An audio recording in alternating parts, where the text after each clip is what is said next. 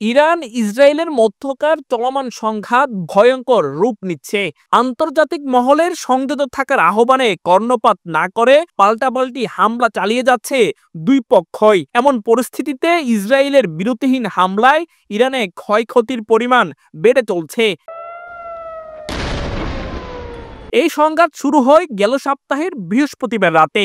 প্রথম থেকে ইরানে পরমাণু ও ক্ষেপণাস্ত্র স্থাপনা লক্ষ্য করে হামলা চালিয়ে যাচ্ছে ইসরায়েল। তথ্য বলছে ইসরায়েলের হামলায় ইরানে নিহতের সংখ্যা প্রায় 2 শতাধিকেরও বেশি, যার মধ্যে 90% বেসামরিক লোক। অপরদিকে জবাবে ইরানের পাল্টা হামলায় ইসরায়েলের নিহতের সংখ্যা মাত্র 24 জন।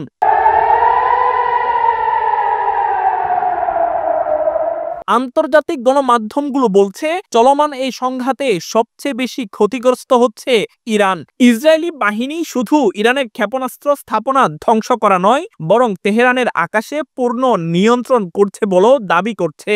এমনকি দেশটির একটি সংবাদ টেলিভিশন কার্যালয়ে হামলাও চালানো হয়।